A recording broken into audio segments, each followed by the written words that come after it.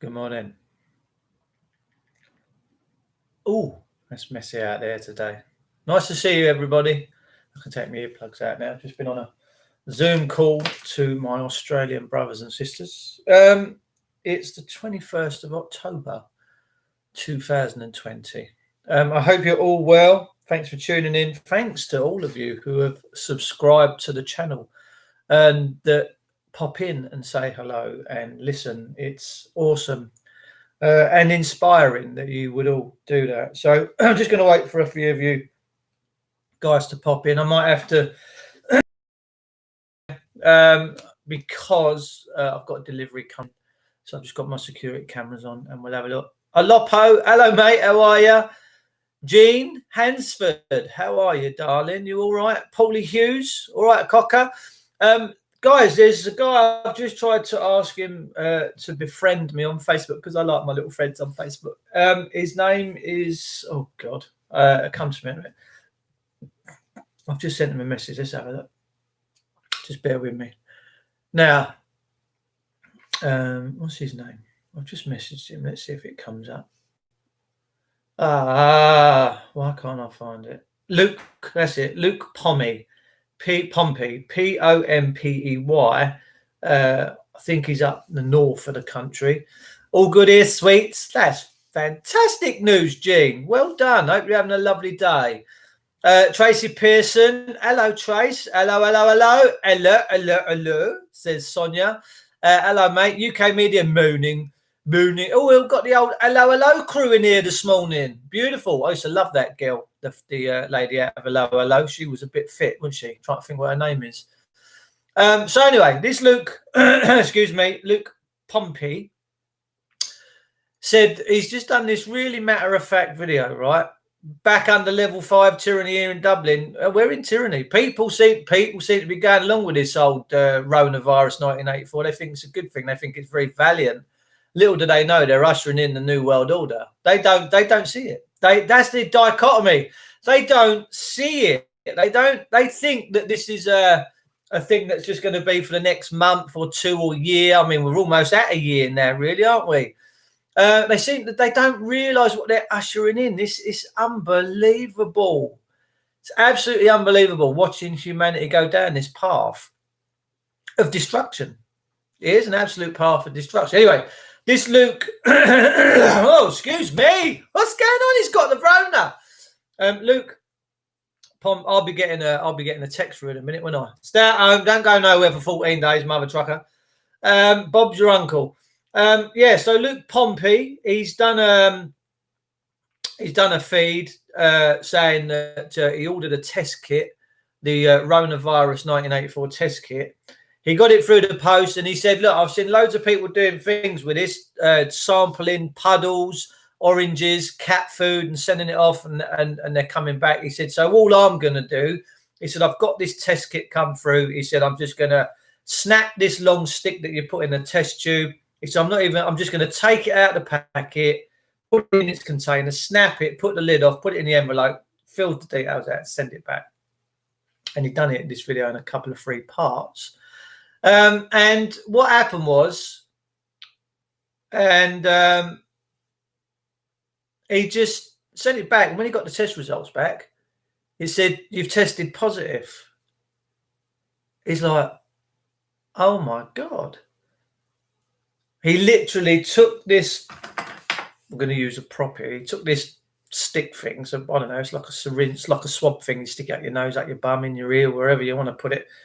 And you put it in this container, you snap the top off, you put the lid on, you screwed it up. He just took it, he didn't touch it with his hands, he put the whole thing, bosh, and the end off it, he'd been handled, he snapped off and threw that away. This other bit he hadn't touched at all in any way, shape or form. He put it in this little bit of solution at the bottom of this thingy, bosh, sent it off in the post, come back positive. Elga was the saucy bird, she was. I had a bit of a, yes, she was all right, wasn't she? Hello, Stevie Downs. Hello, Dave. Just to let you know that I lost my job last week as I refused to wear a mask at work. And yes, I will be taking legal action in the Small Claims Court Employment Tribunal. Yes, you need to use the equality stuff. That's discrimination, isn't it? God bless you, mate. God bless you. I'm sorry that you lost your job. This world is now descending into absolute Hunger Game chaos. It really, really is. Good morning, West Sussex. Lovely to see you, Deborah Vernon. Deborah Vernon, how are you, darling? You all right? I do use the odd word now and again, a couple of expletives. One of my favourites is the word fuck. All right. Now, many of you might get triggered by that, but it's in the dictionary. And I consider there to be far worse words out there than that. Now, one of the words I consider to be far worse than that is the word killed. All right. Killed for me is far worse than fuck. Now, I'm going to ask all these ladies out there, which you've seen, what would you deem to be the worst? Would you rather be fucked or would you rather be killed? You tell me. Answers on the postcard, please. Morning all, long time no see, witchy woo. Hope you're well. Umbrella Grape Solutions. Kaylee, it is beautiful for you to adorn me with your graciousness this morning. How are you, beautiful? Yeah. So, you know, look, I've got friends going into hospitals. They're going around doing their own due diligence. Hospitals ain't overly busy. It's what's going on. My Facebook profile is still up, but my ability to live stream has been deplatformed. I'm impartial to the C word. It comes from Mrs. Back. She's just been around the shops to grab some bits. Love you lots of love, hun. Yes. How are you, Kaylee? You all right? Lovely to see you. Umbrella Great Solutions. Oh, cool. Just watching her reverse in there to the gateway. She just stopped and braked. I thought she hit the brick wall. Oh my God. I can't even go out and repair it today because it's raining cats. I mean, it is proper raining here in Kent, ladies and gentlemen. Let me tell you. My missus just texted me a minute ago. I'm not too sure what she means by this. She's been to get horse food, and I've got a text come through saying 22 linseed and 10 of Albios. Now, Albios is stuff that we use for the horse beds. 10 bags of Albios at £7.50 a bag, 75 quid for horse bedding. That's why I don't like knowing how much this all stuff costs, to be fair. Oh, she's going to clip the gate now. Oh, no, she's in. She's just reversing up. Here, look, I'll show you. Reversing up. Yeah, boss. Don't hit the gate. What are you doing? You're going back too far. Should be all right. Anyway, it is what it is. Rainy here too, West Sussex. Yeah. I've just been in a Zoom call with my Australian buddies, and there's a guy in there telling us how when he was a teenager, he was locked up in one of their penitentiaries out there for battering a copper out there that gave him a dig, and he bashed him up with his crash hat. But what he said was, whilst he was in his cell, the cell next to him, which he couldn't do nothing about, he had to listen for over an hour whilst this young lad was raped and pillaged in this cell and screaming and begging for mercy by inmates, by prison officers and alike. You know, stories like that, they rock me to the core. I mean, I fail to get my head around why that's allowed. Why do we allow judges and coppers to have got their way with this system? Why have we allowed this evilness to manifest? He said, and he's now 65, and them images of him being, he said, they're burnt into his soul. He said, you can't get rid of them. He said, every day it's like it happened yesterday. It's just wicked, man. It's just wicked. And I don't know where it all sort of ends with that. Why do we tolerate that? Why do we allow the abuse of kids? On Facebook this morning, they're going to start teaching kids at school about masturbation. Can we not just leave the kids alone? Can we not just let them enjoy their childhoods in freedom and in love with their parents and just living nice lives, going to parks, doing all the things that kids should do, going down slides and just being free to go to a park and use the facilities and come home without being kidnapped and murdered and raped and stabbed? I mean, one of my very everlasting memories as a child was May Day. My mum and dad took me up just off Peckham Rye, going up towards Lordship Lane and the back end of Dulwich. And there was a park up there. and they had the maypoles up, and I'll never forget running around like an idiot with all the other kids just fucking about and bumping into one another, and just having a nice time. And it did seem that people were nicer back then, lots nicer. Gene Hansford, totally agree. It's so sad for our kids. Why would we even? I mean, in some ways, remember Philip Schofield the other week? He lived in Nunhead. My nan and granddad lived in Nunhead. Philip Schofield give Holly Willoughby a big hug on TV, national TV, through that. It looked like a massive condom. It looked like something out of E.T. and Alien, where he put his arms through it and he's hugging her and she's hugging him and they're shedding a tear. Philip Schofield, this big brave man for coming out. I can't imagine that his wife probably feels the same. But there you go. It is what it is. But someone sent a picture in, and this thing's about 6 foot by 6 foot, and that's it. It's just a prop. There's no, the screen don't go no further than that.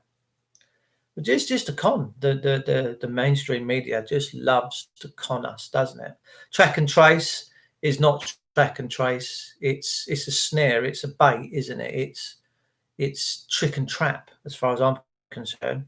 Trick and trap is track and trace, all run by G4S or Serco. I think it's Serco that's got their mitts on track and trace. And the easiest way to get around track and trace, they say stay home for 14 days. I mean, you've got the Gestapo telling you that you can and you can't go in and out your houses now. The easiest way to beat that is just to leave your mobile phones at home. Leave them on the side. Go out. Track and trace that. Now, the amount of millions that they must have spent with these promissory notes on doing this stuff, it's all you've got to do to remedy that is just leave it on the side. Leave it on the side and go out. Just don't take none of these. When I was a kid, if you'd have said to me at 6 years of age or 5 that one day we'll have mobile phones that you can watch telly on, listen to the radio and do all sorts of other things, they'd have probably locked you up in a penitentiary and said, this guy's a bit crazy, man.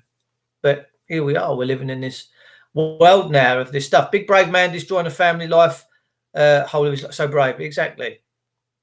If I had any more children, they would be homeschooled until secondary. Then I'll pay for private tutoring. Mate, schools for me now are very nefarious. How can you engage a 5-year-old child in learning about masturbation? How? Do you think there's any 5-year-olds out there that are going to pay attention to that? Or do you think a 5-year-old just wants to fuck about and go out and play? That's what I think a 5-year-old would want to do. When I was 5, that's all I wanted to do. Get out of bed, go play, go to bed, get up next day, do the same thing all over again. I wasn't interested about learning about masturbation and sex. That didn't come onto my radar till I was about 13 or 14. And I started noticing the opposite sex, and I thought, do you know what I mean? It's all silentification. It's been proven that there is no COVID. COVID schmovid. Morning, Victoria Payne West Payne. How are you, darling? Lovely to see you. Thanks for tuning in, Princess. Can I just say that document is the WHO SE document. We don't use the WHO guidelines. Government sex education tells you exactly what our SE program is, and it's completely different. Yeah, I'll never forget my mum saying, he's into girls now, you've got to have that chat with him. My dad's going, fucking chat's that then? What are you chatting about? I've got to have a chat with what? About who? My mum had to tell me about the birds and the bees. My granddad told me a lie. My granddad got to 96. He was a right old joker. He joked all the way through his life. He said to me, boy, he said, they're all the same. I went, what is? He said, ladies, they're bits. I went, are they, granddad? He went, yeah, they're all the same. What a liar. What an absolute liar. Honestly, they're all so different, but beautiful at the same time. Teachers have got to be sick to think that it's okay to teach it. Well said, Joni G. I mean, I think we're seeing a massive division in this country now. We're seeing a divide of common sense, apathy, and love wanting to return with a vengeance. And the evil, wicked stuff that emanates out of schools. Now, I'm not saying that schools are completely evil, but they seem to be going down a very evil doctrine of absolute control and keeping everybody in fear. There's always going to be a boogeyman out there wanting to do something to you. But when you're all worried about the boogeyman, you're not living your lives, guys. When you're all worried about if I step outside, I could get run over, I could get bit by a rabid dog and catch rabies and die.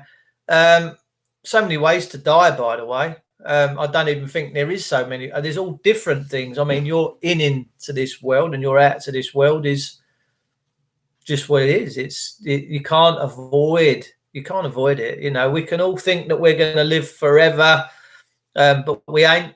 We're certainly not. And I think we get this feeling in us now that we're like immortal beings, that we're always going to be here. And my God, we certainly are not.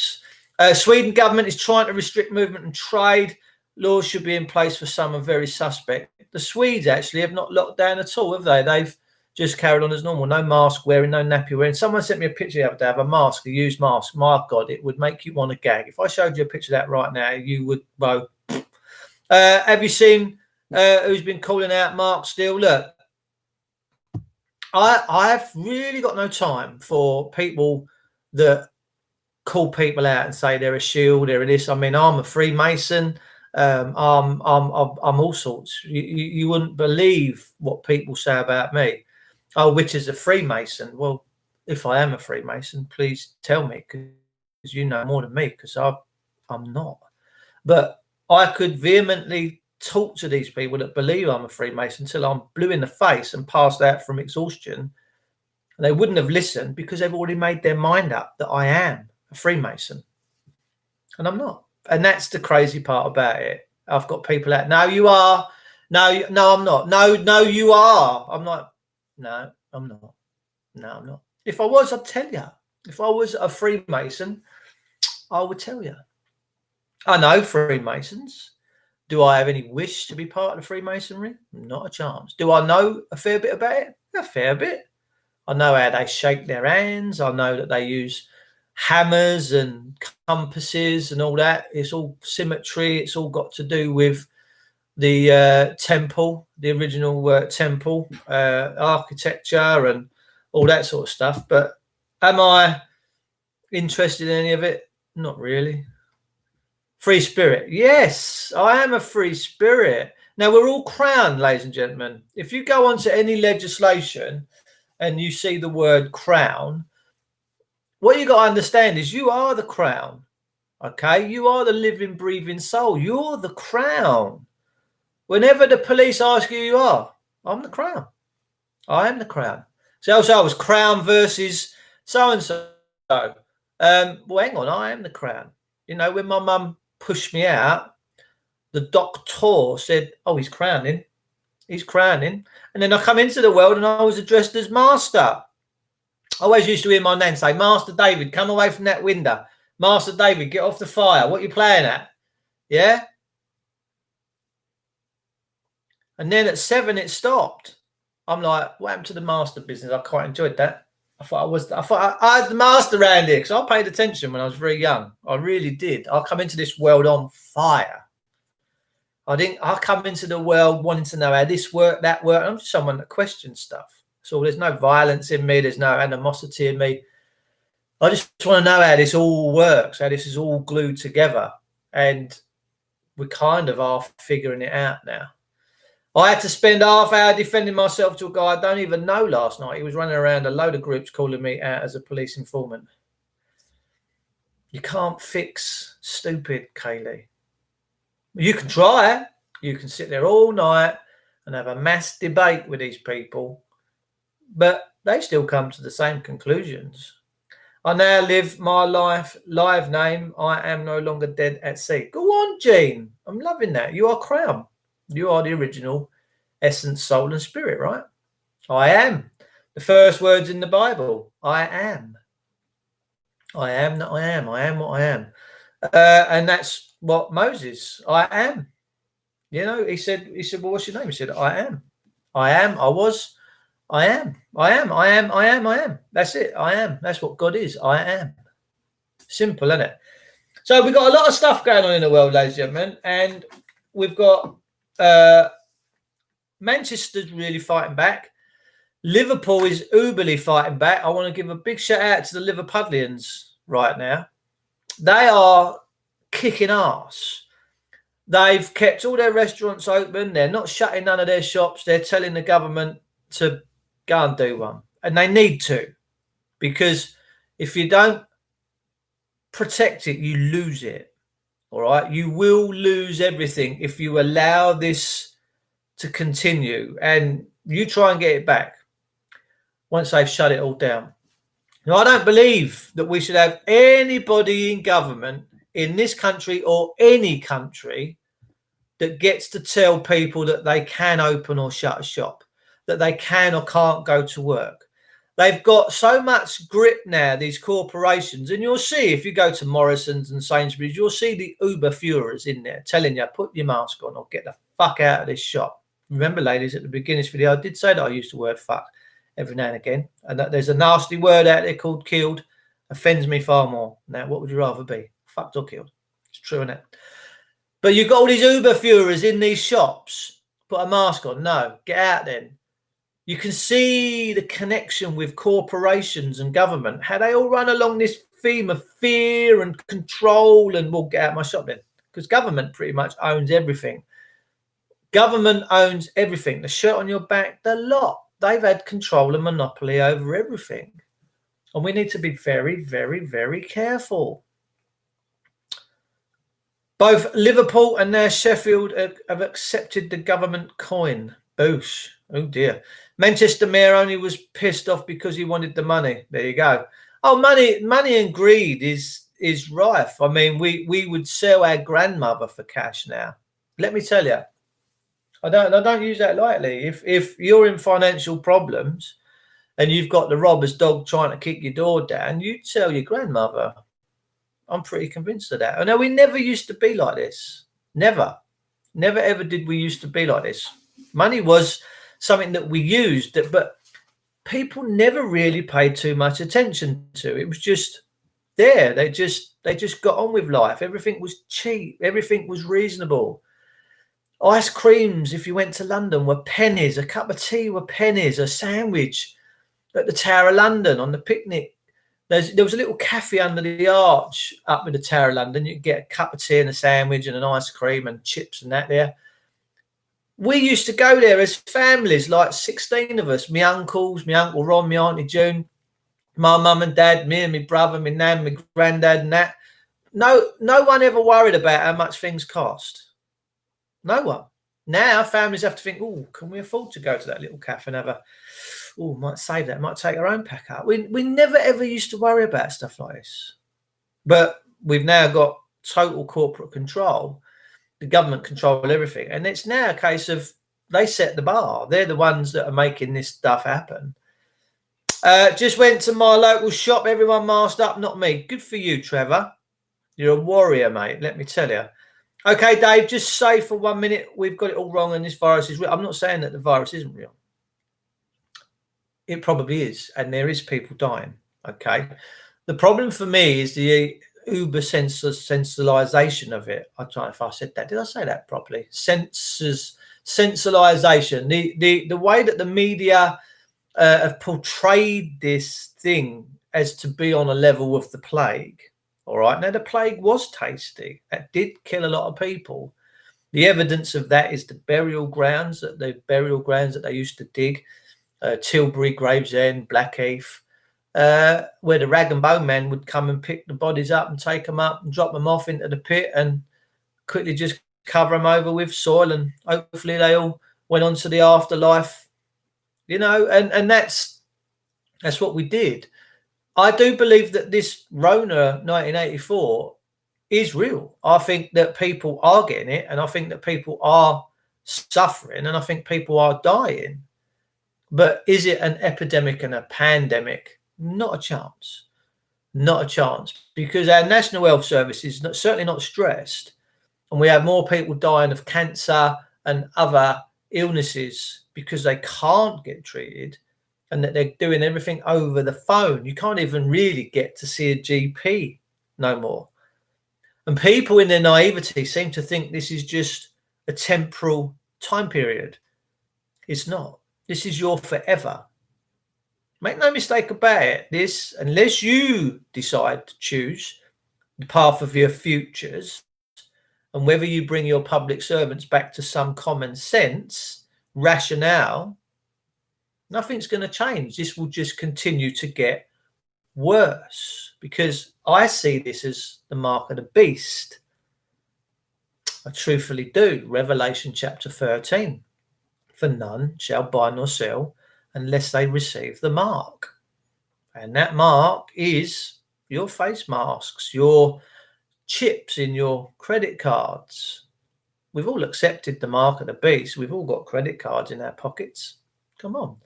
I was the only one in Tesco's on Monday without a mask, despite the nasty looks and muttered implied threats.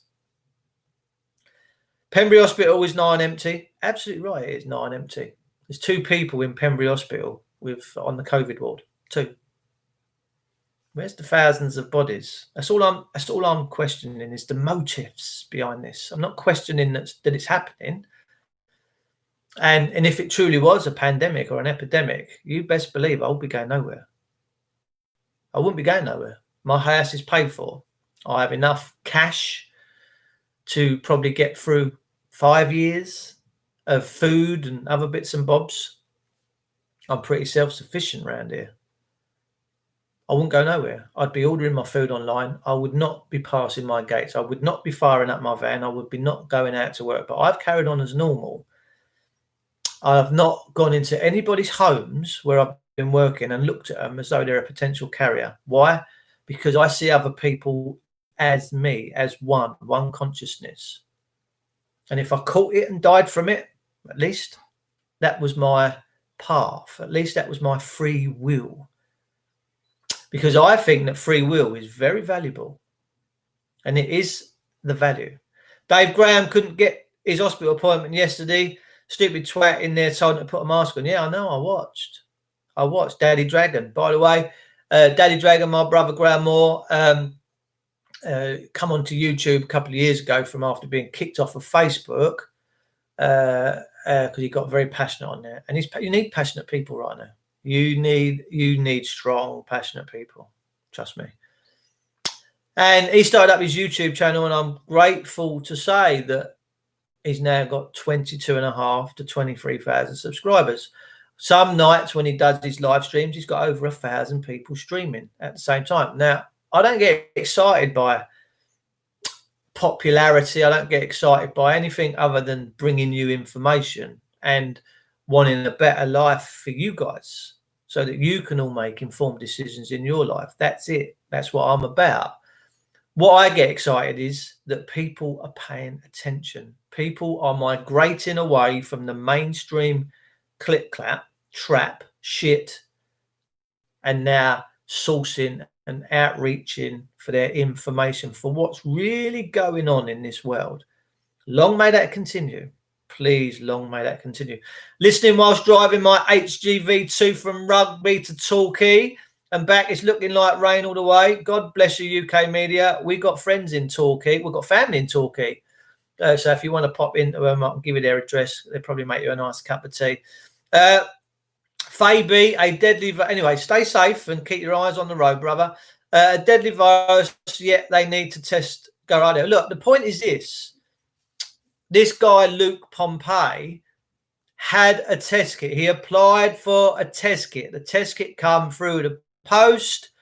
He didn't touch the end of this thing. He put it straight in the file. He clipped the end off. He swished it in the solution, put the end on, sent it back in the packet. It's not been up his nose. It's not been in his ear. It's not been in his eye socket. It's not been up his bum. And yet this thing come back positive. How's that? How's that? Yeah? Someone please tell me how that's right. How can a test kit that's not even being used? Now, my mother-in-law was down at the weekend and she started talking. She's very passionate about what's going on right now, let me tell you. And I was amazed the way she was talking. I was like, wow, this has really fired her up, the COVID. Really has, of what's... It's incensed her. Her dad was a Conservative MP for Parliament. She said, my dad would be turning in his grave. She's incensed. She said, the people, the kids stuck on these university campuses were getting test kits come through that had already been used. It comes with a flat box in the test kit. Is Luke what we got, Luke? You can put something on the bin? Yeah, he's got a delivery. Got the postman here now. Oh, no, he's taking that one back. Where's he going? Anyway, these test kits come with a plastic fold-up box and some other bits and bobs. And these test kits from the university campuses have already been assembled. It means they've already been used. They're sending out used parts of test kits. It's very safe, isn't it? Rainy, Crawley. Oh, rainy since at least 5 hours. It is ripping down here, bruv. It is absolutely ripping down. Decapitated motorcyclist and his death reported as COVID-19. Boom. Well, it must have been COVID. Must have been. It's 2 years ago yesterday, actually, since I lost my good buddy John Rhodes, Newcastle lad, 42 years of age. I still miss him every single day. We used to have some real good conversations, and I'll talk to you about one of them, actually. And he went out on his motorbike and never come home. It's so freaking sad. And to his friends and family, I'll tell you, I'll send you all my love and just let you know he's still around. They live on in us. Our loved ones live on in us. Like I'll live on when I'm dead in you guys. You know, you'll always be talking about the stuff we've done and what we stood for. And I know that we will live on for a certain time period anyway. There is not many people that get spoke about for eternity. Jesus is one of the only ones, really. Yeah. So John, years ago, he used to import stuff, right? Antiques. And he imported a firearm, a replica. Yeah, you remember years ago in the 70s, you'd have family have like replica musket guns and that on the wall. Didn't look cool back in the times. Like Vera Ogden used to have them three little birds in the pigeon set, and Stan used to sit there, didn't he, slovenly. So I imported this thing, and it come through ATM's Customs and Control, right? Anyway, this all things kicked off. They said, you've got a firearm, and it went to a Crown Court case. And at this time, we started chatting. And my first, my detective brain was, well, where did the gun come from?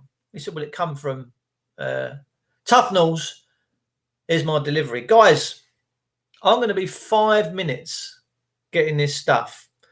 Please stay and we'll continue this story. I've just got off this radiator and that because I need it for a job for tomorrow. Just bear with me. Talk amongst yourselves, if you like.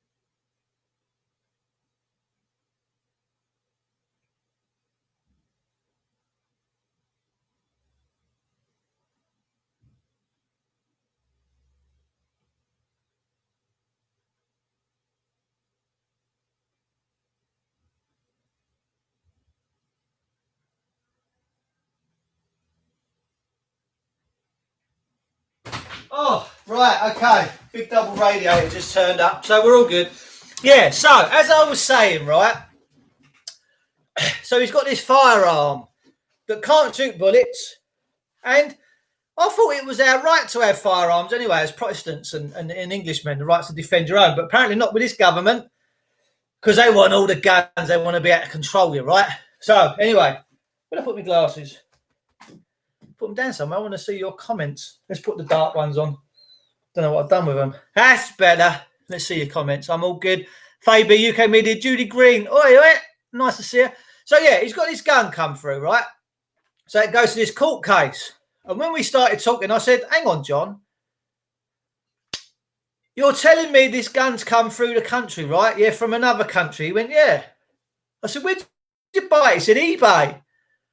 Bloody hell. I said, you do realise you're in the middle of this court case, right? He said, yeah. I said, HM's Customs let this come into the country. That's a failure in them, right? You got to bring them in the mix. He went, why didn't my barrister ever say some of this? I said, well, that's the first thing I'd have said. I'd have said, HM's Customs and Revenue have handled this and allowed this to come into the country. Bring them into this melee. Anyway, he got busted.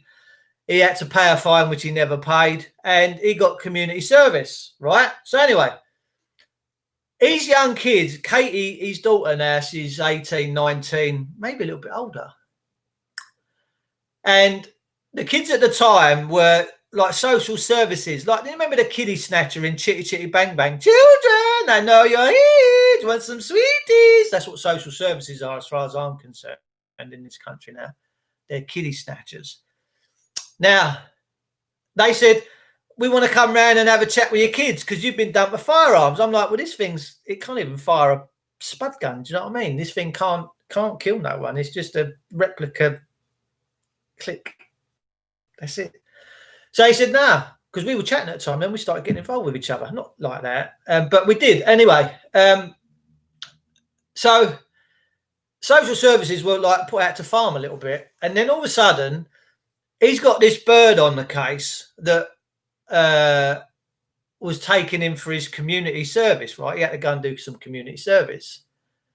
So the first meeting they had, she sat with him and she said, look, John, she said, you've batted social services off. They've just got concerns over your children. I'm thinking, well, they're probably going to have concerns over the children because they want to steal them. Right? They love stealing kids. They love stealing the children. So she said, look, she said, I'm going to take off my official title now because it's all so powerful, this stuff they get involved in. And who's flashing? Oh, someone's at the gate for me, missus. Unless it's the police with flashing lights. Who knows? They'd maybe come again. You don't know. No, it's not. It's my friend's missus. So anyway, so she sat there and he said, right, okay, so what's the crack then? So I said to him, recorder. So he's gone in there with his little recording thing on his phone, right? She said, well, I'll take my official capacity off. I'll just come round and sit with you for 10 minutes and see the kids, blah, blah, blah. And he went, oh, right then. He sent me the recording. Our phones are up. It took her a week to get back to me because he was going to this community service once a fortnight, once a week, whatever. So I'm like, righto. Our phones are up. Took her a week. She phoned me back on a Friday. It was about 1 o'clock in the afternoon. I was working in a little village called Headcombe. So I says to her, thanks for phoning back. I said, you've had close contact with my friend John, right? Yeah. She said, yeah. I said, sweet. I says, why did you turn around and say to him that you'd take off your official capacity as a community support officer so that he's doing community support and that you'd like come round and just sit with it? She said, I never said nothing like that. I said, really? You swear by the fact that you've not said anything like that? She went, yeah. I went, would you like me to play you the recording? Well, she shit a brick. She went, oops. She never, ever had any other contact with John. His next community support visit, going out doing care in the community, whatever his community payback, it was a guy. Never, ever see it. And that was how we started rolling. And then after that, we spent many years helping him out with this, that, the other. And I miss him so much. I really do. We used to talk all the time. He used to make me laugh. It's just such a shame. But it says the good, it takes the good young. And my friend was such a blessed spirit. He really was just a great guy. Karen Campbell, nice to see you, Don. I always get a smile from your profile picture, Karen. You're the finest looking orangutan I've ever seen, mate. I'm telling you. I'd love a cuddle with you. My boy's autistic. You can get them out if you're diagnosed via school or you have to carry your letter of diagnosis. The problem is, like I've said this before, when you have to carry a piece of paper to prove that you're exempt, or to prove that you've got this, or to do that. For me, you might as well be wearing a black band on your arm or a little gold star on your chest, because these people in the past have to wear these things to prove who they were. All right, where are you going? You're out of that sector. It's all right. Oh, you've got a gold star on you. Yeah, you go that way. Yeah, go and get on that train. Go on. Yeah. Where are we off to? Oh, some nice internment camps. You do, back in the day, before all these millions and millions of people descended onto these concentration camps in Belsen, Auschwitz, their propaganda machine, their TVs, back then very primitive and that in Germany, but the German propaganda machine sold these places as great places to be, that they had shopping centres, that they had amusement arcades, that everyone there was going to be looked after. Most people got on them trains willingly. They pretty much went willingly, because they were sold the lie, they were sold the dummy. I've seen the videos of the German TV at the time selling these camps as being all so wonderful, and they weren't, was they? There is rumours that they have got internment camps in this country. That they have. I have seen videos of these internment camps, and I would like to say, just as a caveat, that if the British establishment do decide to start interning people into concentration like camp situations in this country, I'll make you a promise to the British government. I will raise a fucking army, and I will smash the granny out of you with all of my brothers and sisters, and we will lock you in these internment camps. How's about that? Because if you don't think we're powerful enough to do that, we're the crown. We are the people. We will do what we say. You ever have any idea of locking our people up in internment camps in this country and treating them that way, you will know the fury of God.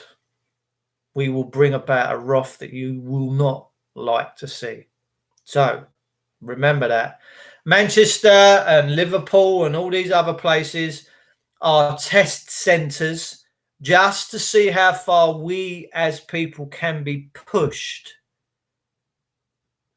Now, one thing about the people of this great country is we'll happily go along with a swindle when we can't see it. Merrily will we go along with the banking sector, we'll pay our mortgages, we'll pay our council tax if it's a good system. We're more than happy to do that. But when we know that it's not good and it's being used nefariously and it's harming people, when we all figure it out and we all come together, we will fuck you up. It's all for non-compliance. Yes, we the people have the power. Joni G, I've been screaming that for years, Princess. We really do. Standing and waiting. Paul Hart, thank you, sir. Very nice. Thank you for joining in. I will stand with you, Dave. I will stand with you, West Sussex, let me tell you. FEMA camps set up all over for our children. Spear thrower. Hello, sweetheart. How are you, darling? Maybe see you on the show tomorrow night. We'll get you in more tomorrow night, Spear thrower. I actually want to hear from you and have a real good chat with your brother. You are an amazing individual, by the way, and never let anyone tell you that you don't shine brightly, because you do. Genuine Nuremberg trials are well overdue. Yeah, well, the Nuremberg stuff, funnily enough, is very powerful, because we have a situation there in this country where it doesn't matter what happens. Like I said to this cop the other week when he come around and jumped my fence, "What are you doing?" So I'm just following orders. I went, "Oh, interesting." He said, "What?" I said, "So did the Germans, right?"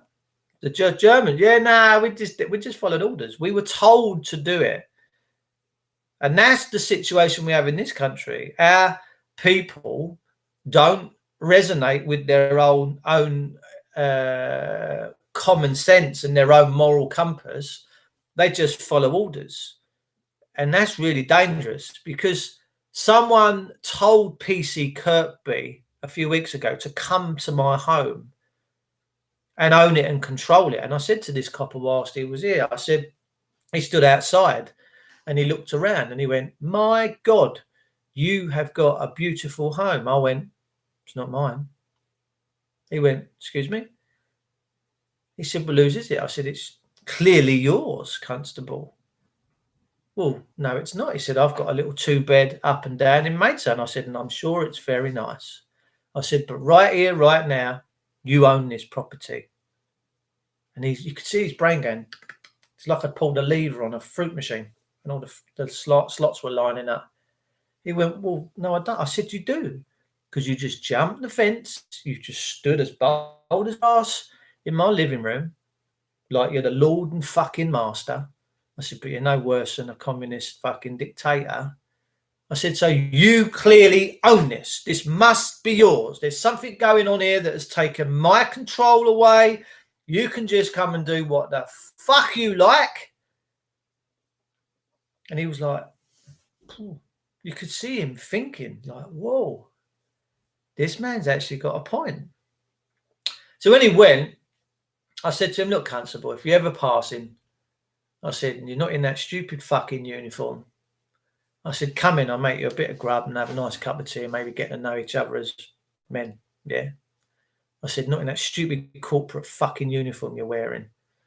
What level of depravity these people stop at, Lord only knows. They're just passing an intelligence bill, a covert intelligence bill through Parliament, and they've had 318 people vote, 318 MPs vote for it, with only, I think, about 80 objecting to it. Now, this covert intelligence bill is all about being able to torture and murder and no badness happens to the state. The state gets away with it. You heard it right. They're now trying to pass a law that the state is immune from prosecution or even debate if they can torture you and kill you. No comeback, no court case, no nothing. Do you know how dangerous that is, ladies and gentlemen of England, Wales, Ireland, Scotland? Do you know how dangerous that is? It's really dangerous. COVID marshals equal brown shirt, mask, yellow star. There you go. Very basic common sense things apply here, ladies and gentlemen. You shouldn't have to produce a piece of paper to prove anything about you in your life if you live in a free country. Your word should be your bond. If you say, let your nay be nay and your yes be yes. All right. If you say, I'm sorry, I don't subscribe to that, that's it. That's where it should end. Shouldn't have anyone screaming at you, put your mask on, get out of my shop. We've just proved, a friend of mine walked into Robert Dias, an ironmonger in Maidstone, down the bottom of Gabriel's Hill. Quite a nice shop, actually. Sells microwaves, kettles, all that stuff, door bolts, hooks if you want to hook your coat up. You go and get all sorts in there. Quite pricey, but nonetheless, you can go and get there. So my mate's been questioned of why he's not got a face mask on and been told and refused that he's not coming in. So they did a pre-action letter highlighting the laws that had been broken within the statute system, and Robert Dias settled for 1,200 quid out of court. And interestingly enough, Robert Dias in Epsom, my friend went there on Saturday because he'd known and heard that this has happened. He walked in there. There's no one on the door of Robert Dias asking anyone to put a mask on, because Robert Dias is probably the first corporation in this country that's had its pants pulled down under the Equalities and Discrimination Act. So my question is this: if you do get refused entry, take a picture, take the time and date, get the shop, the corporation involved, and then pre-action letter, you've discriminated against, you've breached the Equalities Act. This is on the government's website, ladies and gentlemen. It says, the government says, if someone tells you that they don't have to wear a mask, that's the end of it. You cannot question them. You cannot intimidate them. You cannot interrogate them, because if you do and you harm their feelings, you broke the law. and you're very vulnerable, that you can get fined up to £9,000 and £900. So you got the best part of £10,000 coming your way. If a few people do this pre-action letter, just a letter on such and such a day, your staff member is a picture, refuse me entry, they've discriminated against me, here's the Equalities Act, here's a legislation that says you are liable, you might have to pay up to £10,000, and I'm going to go all the way with this. You're going to be getting these corporations go, shit, this is costing us a fortune. Because you have to follow the money, ladies and gentlemen. If you want to understand who owns and controls this world, who calls the shots, it's the banks. Money makes the world go round. They own and control the law system. The bank, the bankers, they own it all. Ashmir Rothschild said, give me the ability to control money. I don't care who makes the law. Very truthful statement. Yes, we're off now, but he has been in contact. I am worried sick. What are we talking about? One garden centre in Yorkshire has automatic mask detections on their doors. We have automatic mask detections. We will shoot you. We will shoot you on the spot. We are very fast descending into a communistic state where the state owns all. The state can do what the fuck it likes to you. No comeback. No replication, no whatever. We just do what we like. The state just does what it likes. Will a solicitor help us though, Dave? Or are they part of the problem? Yeah, they're part of the problem. Yeah, I would not. I would be doing this all off my own back. I would not hire a solicitor. I promise you now, from now until the day I die, I will never, ever hire a solicitor again, period. Not a chance. And with what I'm doing with my paperwork in the next 6 weeks, I'll be pretty much served the system and I'll be appointing public trustees. Boris Johnson's going to be my first minister for fiscal matters. Health minister is going to be appointed as trustee. So if anything happens to me, the trustees deal with it within the trust. All right. Now, canon law 2057 is very, very powerful. I don't know if you know about canon 2057. I'm going to find it for you and read it, okay? Because we're all operating in a trust, pretty much within the SESKV. However, contracts are pretty much the way forward. If people talk about constitutional law and all the other stuff, if you sign a contract, then it's over, because contract's stronger than law. All right. And England works off contract law. But Canon 57 says, let's have a quick look. See if I can find. I don't know what I've done with my glasses. Where did I just put my glasses? Let's have a look. Code of canon law. Here we go. Here we go. This is it. Canon 2036. No, I want 2057. Bear with me. Canon law is very, very good. Here we go. Canon 2057, right? An administrator or executor. Now, the government is an administrator of a trust.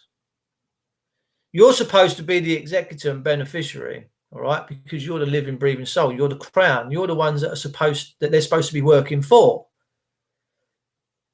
An administrator or executor that refuses to immediately dissolve a SESKV trust upon a person establishing their status and competency, which is you understanding the system, understanding the relationship that you have with this person, this birth certificate, all right? You're the crown. That was given to you for you to navigate through this life. That's your chip to play this game of Monopoly. That's your chip. That doesn't immediately dissolve that trust is guilty of fraud and fundamental breach of their fiduciary duty, requiring their immediate removal and punishment. That's Canon Law 2057. My God. I'm trying, Mike. Just feel very isolated with it. Oh, what's happening, Karen? What are you doing? Just a bit. I treat myself and stay away from my parents for a bit. Thanks, guys. Is your parents giving you a bit of an hard time? They're all going to find out. Listen, ladies and gentlemen, by Christmas, I would say the majority of this country is going to be very firmly awake, because the system is now like shaking people by the shoulders. Look, come on, wake up. That's what I see all this stuff to be. Face wearing, masks. They're trying to provoke you to get you to wake up. They're trying to say, what is it we have to do to you for you to wake up and realise what the fucking hell's going on? That's how I see it. I think Boris Johnson, that lot, they want us all to wake up. I really do think that they're shaking us by our shoulders. If Boris said tomorrow on the BBC, by the way, everyone tomorrow with the COVID-19 juice, it's getting really tasty now, so that you don't touch anybody else in your community or around you or your loved ones. No hugging, no kissing. Don't do that. You're not allowed anymore. We want you to put your fingers up your bums, and you've got to stay like that 24 hours a day. I think you would see people walking around town centres, walking like crabs, with their fingers firmly wedged in their bottoms, because Boris has told them to do it. I genuinely believe. Or if Boris said tomorrow, we want everyone to walk around with their index finger in their ear when they're walking around town, because this bug now is being transferred through your nose cavities and your ear cavities. And tomorrow, to stop the spread of this thing, you've all got to put your finger in your ear and walk around and be identified that way. You bet your bottom dollar that your high streets, your local towns, outside your chemists, where everyone's standing and stacking outside now to get their medications, they'll all be stood there going, what you saying, mate? Can't hear you. Come this side. Oh, I can hear you now. What's that? Why have I got my index finger in my ear? Or is this the law? Did you not know? Oh, is it the law, is it? Yeah, Boris has made it so. Our Caesar, our Uberführer, has told us it's the law. Oh, well, must be the law then, right? Must be. That they're their own bottoms of each other's. Yeah, walking around like crabs they would be. Trust me, I want to get a sheep mask. Sheep are quite intelligent, funnily enough. Sheep are very loving, quite intelligent creatures. Far more intelligent than a lot of people nowadays. I've got to be honest with you. I'm satirical when I say that, ladies and gentlemen. I don't wish to take the piss out of people, but this guy, I walked past a chemist the other week. I was going to the post office to send some stuff, special delivery. And he stood outside, bless him, and he's got his mask on. And I said, you all right, mate? Because I like smiling at people, seeing their eyes like, because that's what you can do now. You can't see none of this. You just see their eyes go. They smile for their eyes. People smile for their eyes now. And I said to him, oh, mate, I said, you all right? He said, no, I've been stood here half hour waiting to get in there. He said, they're taking all the time up in there. He said, I need to get my medication. I went, don't worry, son, you'll be in a minute.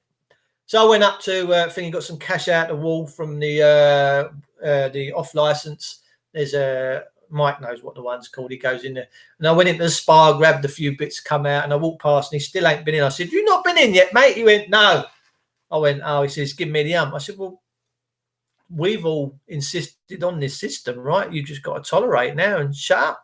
And he just smiled at me as I walked past. Now, I'm not Mercato. That's it. I'll go in the post office. I'm not wearing these masks. And if they write to me saying you're not allowed in, I'll give them the equality stuff. I'll be saying, well, hang on a minute then. Well, that's fine. I'll personally sue you. Let's go to court. You're going to pay me out nine grand, maybe up to. What we're going to do, and they will retort. I guarantee you, they will retort, because the government has insisted on its own website that if you harm someone's feelings, you've made yourself personally liable. So, people, we need to get this out. We need to get this out. We need to get people doing their pre-action letters that you've discriminated against. It's very simple. You just write on such and such a date. Here's the evidence. Here's a photo. This individual discriminated against me, breached this law, the Equalities Act of 2010, and harmed me in the process. And the law states that this is going to cost you up to 9 grand for that infringement and up to 900 quid for that infringement. So I'll happily take your 10 grand. Because we know the corporations have been shagging us for years. Maybe it's time we shag the corporations, right? and watch them settle with you, because they got no defence. They would not have any defence in a court of law, and the solicitor's going to go, "Fuck me, mate. You're open. You're open to trouble here. You've breached the law. You've broke the law. You've discriminated against." We know how big this discrimination stuff is, right? Karen Campbell, you're welcome. Get your parents on that inhaler. It kills the virus dead. Bosh. What's really good is quinine in tonic water. If you start getting a little sore throat or something, just go and get yourself a nice bottle of Schweppes or good, decent tonic water with a decent amount of quinine in it. Start drinking that. Get yourself some zinc supplementation. Bearing in mind, when President Trump originally set a massive wave around the world, just about the time when he turned his back on the WHO, he said that he'd taken hydroxychloroquine, which they've been using for malaria for the last 40 years, and everyone thinks it's a new thing and it's very dangerous and that President Trump shouldn't have been taking it. Well, I like to think of the amount of millions of people that have taken hydroxychloroquine over the years. No one's making a song and dance about that. And Trump's stunt the other week, a couple of weeks ago, he went in for a few days, him and Malaya, they self-isolated. Not a bad job. I wouldn't mind being isolated with her in any way, shape or form. She's lovely. But he just give me some drink and some wine and some food, and I'll happily do 14 days with Malaya. Yeah, no problem at all. Very gracious woman. We just have good conversation and put the worlds to rights. But Trump has just done a stint on the med beds. I don't know if people know, but in the hospital that Trump went to, they've got holographic med beds designed and tested by Tesla. And these med beds heal the body through the hologram. And he come out and he went, his words were, and I follow Trump on Twitter. He's a prolific Twitterer. He loves Twittering. He turned around and said, "I feel 20 years younger." And he looked really good. He said, "Don't let the Rona spoil your lives. Get on with your lives. Live your lives. Don't let it control and put you into fear. Because, ladies and gentlemen, when you're in fear, you're vulnerable. Don't live in fear." Even when that copper jumped my fence 3-4 weeks ago, no fear whatsoever. No fear whatsoever. I still roared like a lion. I made him know that I was protesting all the fucking way and that this wasn't the end of it. And I told him, you might have had your little bit of fun today, but in the end, you're going to lose because you're not going to beat me. I will not be beaten by these people. UK media, yes, nice taste. That tonic with loads of slices of lime. Beautiful, yes. Get some tonic water. Just go and get yourself some cheap tonic water or get some Schweppes or some Fever Tree. Maybe slip a bit of gin in there if you like. Gin and tonic is, a few gin and tonics is really good for you. And I love gin. As you can see, I've got bottles of gin up there, Zippery. I don't overly drink. I'll go through phases where I'll have a couple of months where I might have a few a week, but not often. I very rarely drink. I've been more into my exercises and boxing and stuff like that recently. And why would you shut gyms down? Liverpool test case last week, 7 armed constables with sidearms with 16 slugs in each one do a lot of damage, and you've got all the beefy bodybuilders there that not even would their super tightened breasts deflect one of them bullets. Maybe only unless Wonder Woman was there. They tried shutting the gym down and it's backfired on them. The system is now being seen for what it is.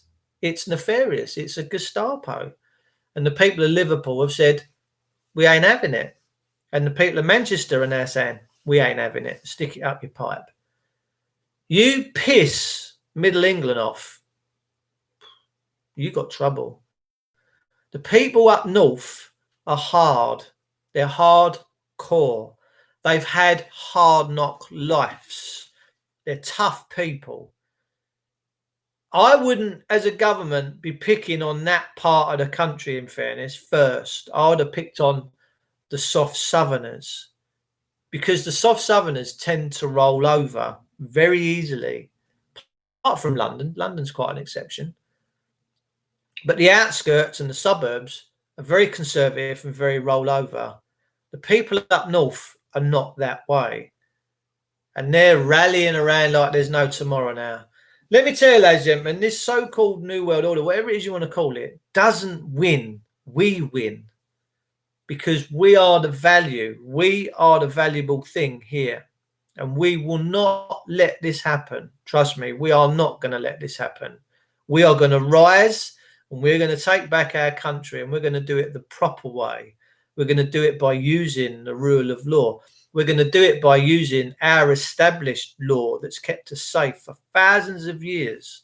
And we're going to do it with honor and with pride and with due diligence. We are not going to lose. We are going to win. But for that to happen, we need you all. Boys, men, women, children, grandma, granddad, the dogs. You need to unify. You need to unify people down south with the people of Liverpool. We all need to come together right now. And the next couple of months leading up to Christmas, you're going to see a lot of people wake up. Because if you think what they've rolled out so far is draconian, you ain't seen nothing yet. They're just about to really unleash the beast. I can feel it. I can feel that darkness. But they don't win. They will never win. We win. Because we are the living, breathing heartbeat of this country. We need a civil war, sorry, but say it's coming. There you go. It is coming. You can feel it. And it's sad that it's going to come to a civil uprising. But let me tell you, if I've got anything to do with this civil uprising, which I would love to have, is peaceful. No violence. Because if you use violence, you're as bad as them. Sad to say. But if you as a species want to come back to greatness, love, all that great stuff, you need to drop the violence, because violence doesn't work. Doesn't work. 1381. The Peasants' Revolt. Wat Tyler. We got Wat Tyler Way in Gillingham. Wat Tyler somehow managed to get pretty much all of the country to come together. One man, Wat Tyler, managed to bring. And people have said, you're like Wat Tyler Dave. I said, no. That man used pitchforks and he took people's heads off and stuck them on spikes. And ultimately he got murdered and killed anyway. Because he who lives by the sword, guess what? You die by the sword. No, I have no intention of using any violence, no weaponry. No, I just intend to use my brain and engage my brain. I intend to use the rule of law as established and based in this country for centuries. And I intend to unify with all of my brothers and sisters, because I'm no better than anybody and no lower than anybody. We're all equal under law, every single one of us. Now, we have a duty and obligation to do this, ladies and gentlemen, and I hope you're with me on this, on the same page. We need to be peaceful. We need to be quiet.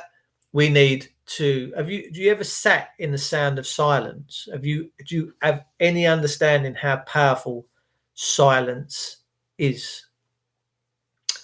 If you put yourself in the position of a constable on the gates of Downing Street right now, the ones up there with the machine guns, yeah, they've got machine guns. And all of a sudden they're surrounded top and bottom by 200,000 plus quiet people with a few spokespeople just giving out what's going to happen. I'm hoping you're getting a little shiver up your spine right now. Because if you could hear 200,000 people marching towards your destination all quietly, that would sound like the fucking Trojan army turning up at your door. All nice and smart, all respectful, all wearing a smile, beautiful. And you say to the coppers, open the gates, boy. What do you think he's going to do? He's going to open the gates. And we go up to Downing Street. We get someone to come out. Maybe Boris. Now, Boris Johnson, on his very first address to this country, said that we are a nation at the rule of law and habeas corpus. 6 minutes in to his first ever. I've documented this. I've put this out loads and loads of times before. And I was like, whoa. Cannot remember the last time I ever heard a public servant, especially a prime minister that works out of Westminster, talk about the rule of law and habeas corpus. So something's happened, some dynamic has happened, and Westminster itself, Downing Street, have changed their crest. The unicorn is no longer tied to the floor. Now, I could share all this information with you. Yeah, but a steel barrier and those 200,000 get stopped. You'd get the gates. Listen, there is no copper on this land that gets paid enough. You've got to remember, these guys are there with machine guns. Yeah, they look cool. They look hard. And they're tyrants. They are absolute tyrants. But don't forget, they're only getting 25 grand a year. They don't get no more than a normal PC working and pushing papers. So if you think that for 25 grand a year, one of them coppers is going to, I grant you, if you was a terrorist and you jumped them gates, they would shoot you dead. But if the country descended, a good portion of the country descended in peace and quietness on them, they'd shit a brick. They would absolutely capitulate. Why? Because they know who they're protecting. They know that they're protecting rats, but they're doing it for a living. You've got to remember, everybody is trapped in this system. Everybody. The copper is no different from you. They've got mortgages to pay. They've got bills to pay. And my friend John in Liverpool, they go around and collect all the tin cans. Well, they was, whether they still are or not, I don't know. And they would go in and weigh in them tin cans in. And the money that they would get, they would go and buy food and take it to food banks so that people could eat. We've got food banks in this country, people. It's Oliver Twist. It should never, ever happen in this green and pleasant land. Never. And he went to a police meeting, police commissioner, crimes and commissioners, which I've been asked to stand as police and crime commissioner for the English Democrats. And I would do, but I'm certainly not spending £5,000 of my own, whatever it is that I have, that I'm not putting into this devilish system. If the English Democrats want to crowdfund it, I've got no problem with standing as police and crime commissioner for Kent. I'd do a good job because they'd be at the rule of law. Now, my friend went to this meeting, John, and this chief constable sat there in all of his finery, and he was giving it all the big un. And my mate John humbled him by saying this. He said, "Chief Constable," and he said, "Yeah." He said, "Do you know that 6 of your constables use the food bank?" He didn't know where to look. He went, "Excuse me?" He went, "Yep, 6 of your officers, constables, whatever it is you want to call these people, every week come to the food bank." He was mortified. So if you don't believe that the police are in just as much peril in their private lives and uncertainty as you guys, think again. They are. The normal everyday PC on 25 grand a year, 25 grand a year don't get you nothing, does it? Look around. Rent, £1,500 a month. That's a massive chunk. Food, council tax, 3 grand a year. Your food bill, 4 grand a year. Come on, the whole system, the banking sector's got everyone by the balls. But I think that the police actually long to see the day that you all find your backbones, that you all decide to hold your public servants, to have a fiduciary duty to you as sovereign men and women. They actually want to see that happen. I've got a friend who lives around the corner. He's an inspector of Kent Police, and he's actually a really beautiful soul.